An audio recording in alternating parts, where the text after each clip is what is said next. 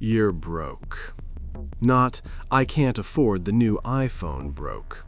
I haven't eaten since yesterday broke. Your landlord texted you again, third time this week. You read it. You don't reply. What's the point? You're sitting outside a laundromat on a Tuesday afternoon watching other people's clothes spin, because at least that's something moving in your life. Then your phone rings. It's Marcus, old friend from the neighborhood, not a close friend, the kind of friend you nod at, the kind whose number you kept for no real reason. He says he needs a favor. Simple favor. Take an envelope from a diner on Fletcher Street to an address 12 blocks away. Hand it to whoever answers the door. Don't open it. Don't ask what's in it. Just walk. He says he'll give you $200 for walking 12 blocks. You tell yourself it's probably legal papers, divorce documents, maybe cash someone owes somebody. Normal stuff. You say yes. The envelope is light, smaller than you expected. You hold it at your side like it might bite you. You walk the 12 blocks. You knock on the door. A man with a gold tooth opens it, looks at the envelope, looks at you, and nods. He hands you an envelope in return. You bring it back to Marcus. He counts out $200 and puts it in your hand. The whole thing took 40 minutes. You don't sleep well that night, but you eat. Level 2, the second run. Marcus calls again 3 days later. You pick up faster this time. Same thing, different envelope, different address. $300 this time because the drop is farther, a neighborhood you don't know. You take the bus. You deliver it. You come back. You don't ask questions, but you start paying attention. The addresses are never apartment buildings, always houses, always side doors, always someone who opens it immediately, like they were watching through the window. Nobody ever talks to you beyond a nod or a number. You notice that nobody writes anything down. Not Marcus, not the people at the doors, not you. Everything is spoken or silent. That's when you realize this isn't divorce papers. You sit with that knowledge for a long time. Then you spend the $300 on groceries, a new pair of shoes, and your overdue phone bill. The knowledge gets quieter after that. Level 3, learning the rules.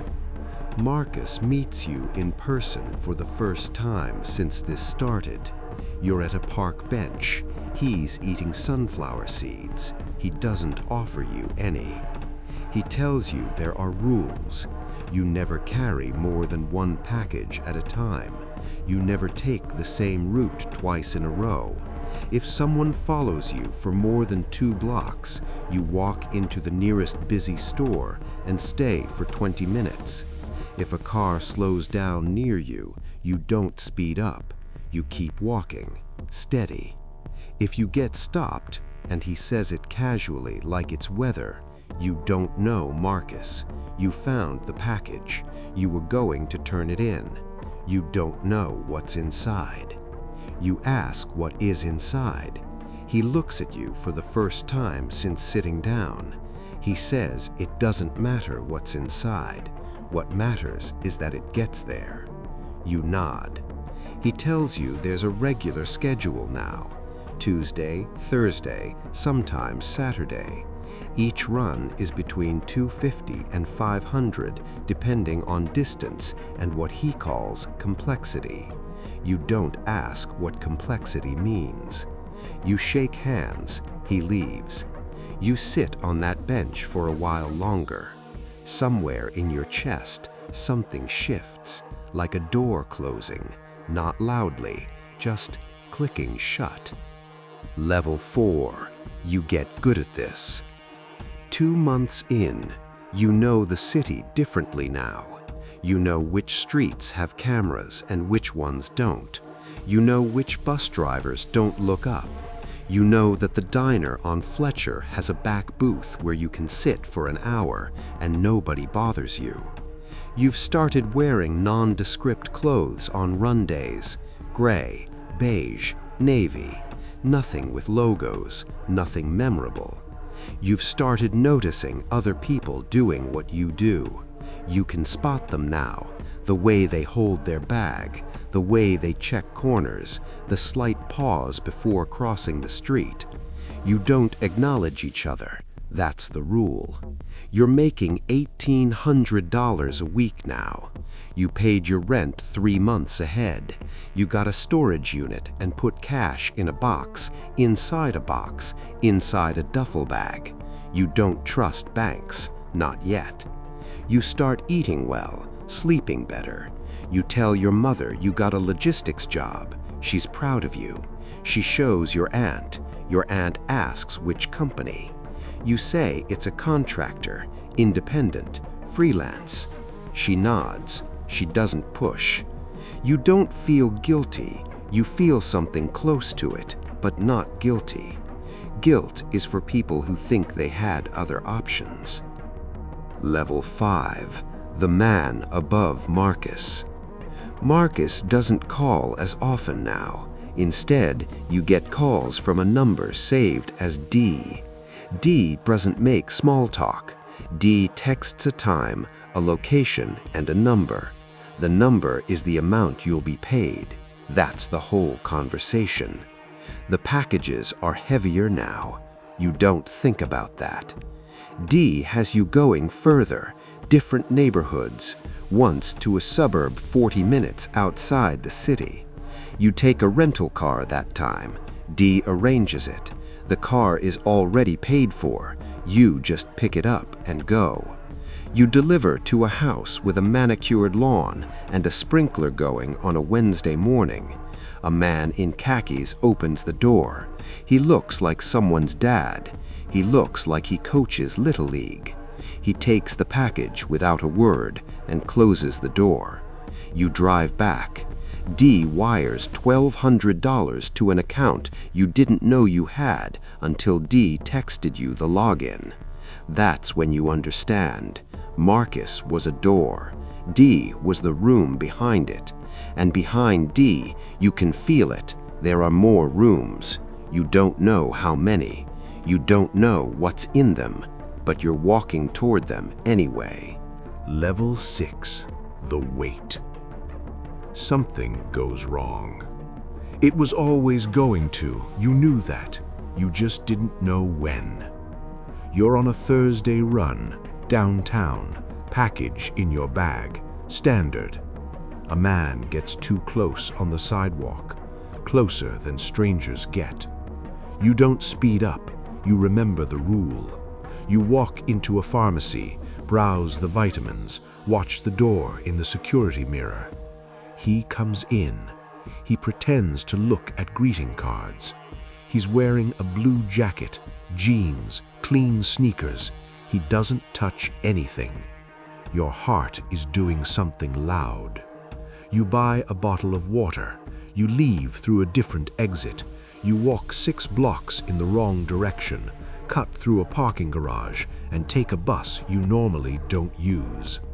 You deliver the package 40 minutes late.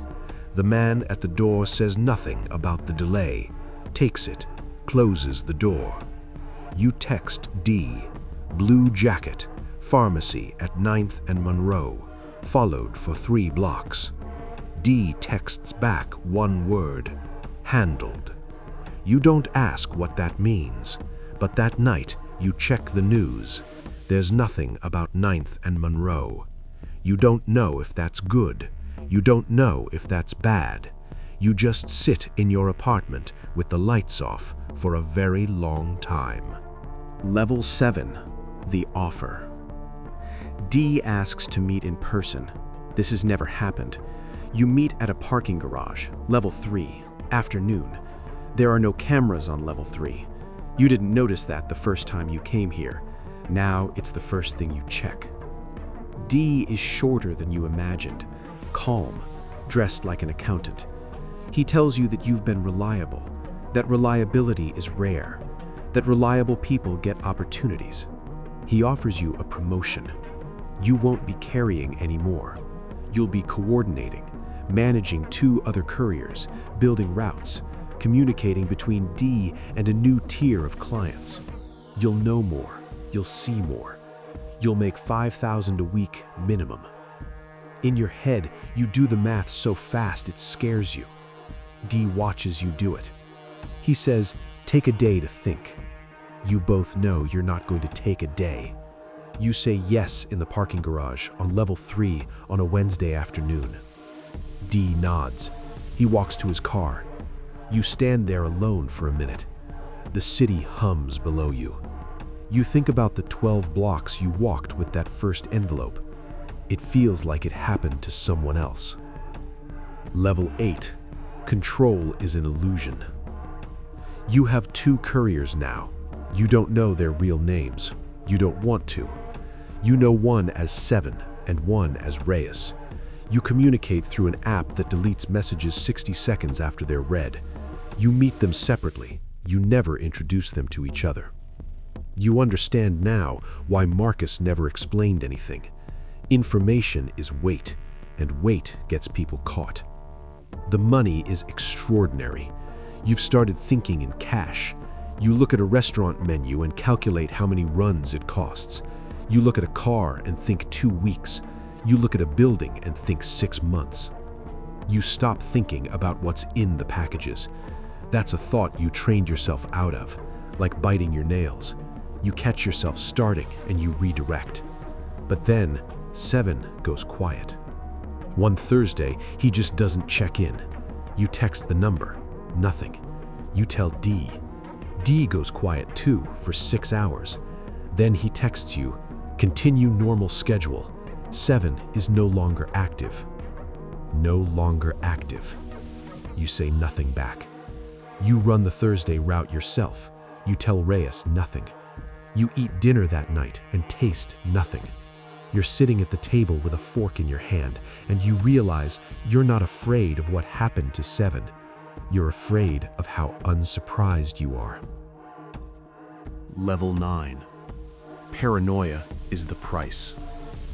You start seeing the blue jacket everywhere. Different people, same jacket. Blue, navy, dark blue. Your brain makes them the same. You stop using your regular phone for anything real. You have 3 phones now. The regular one for family, the burner for runs, the new one for D, and the coordinates you now receive in batches. You change apartments. You told your mother it was a better deal. She helped you pack. She made you food for the new place. You watched her in the kitchen and thought, if she knew half of one day. You don't finish the thought. You've started mapping your environment constantly. In a restaurant, you sit facing the door. In a store, you find exits first. On the street, you catalog. Blue jacket, slow car, parked van with no logo. Your mind never stops. That's the thing nobody tells you about this life. It's not the danger that breaks you. It's the vigilance. The relentless, exhausting 24-hour vigilance. You can't turn it off anymore. You're in line at a coffee shop, and your mind is running threat assessments on people ordering lattes. You used to read books. You can't finish a sentence now without checking the door. Level 10. The knock. It's a Tuesday morning. You haven't slept. You've been up going over routes, checking in with Reyes, waiting on confirmation from D about a Saturday shipment. Then you hear it. 3 knocks. Not like a neighbor, not like a delivery. Deliberate. Official. Something in your body already knows. You look at the door. You look at the 3 phones on your table.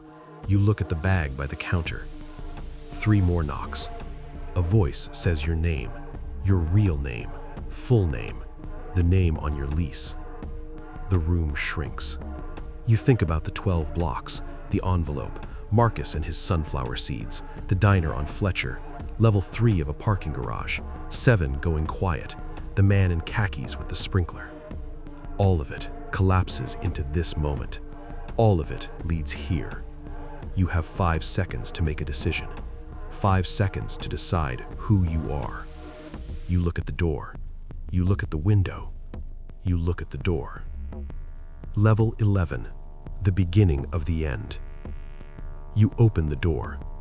2 federal agents. One shows a badge. The other is already looking past you at the apartment. They come in. They sit down across from you like they've been in this room before. One of them opens a folder. He slides a photograph across the table. It's you, outside the pharmacy on 9th and Monroe. He slides another. You at the suburban house, the man in khakis visible in the doorway. He slides another. You at level 3 of the parking garage. They've been watching longer than you were watching for them. The blue jacket wasn't a tale, it was an audit. The agent across from you folds his hands. He says your name again, quietly, the way people say it when they already know everything. He says they don't want you. He says they want D. He says you have a choice. You look at the photographs on the table, images of a life you built in the dark, documented, numbered, filed. You think about the storage unit, the box inside the box, the cash. You think about Reyes, still out there, still running routes, still not knowing. You think about your mother's cooking in the new apartment kitchen. And then you think about D's one-word text. Handled. You lean forward. You make your choice. Level 12. The cycle. 6 months later, different city, different name on a different lease. You're sitting outside a laundromat on a Tuesday afternoon.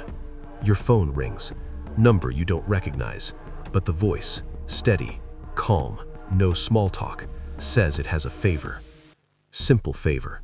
Take an envelope from a diner on Mercer Street to an address 9 blocks away. You close your eyes. You already know what you're going to say. The envelope is always light at first. The walk is always short. The money is always just enough to say yes. You say yes. You always say yes.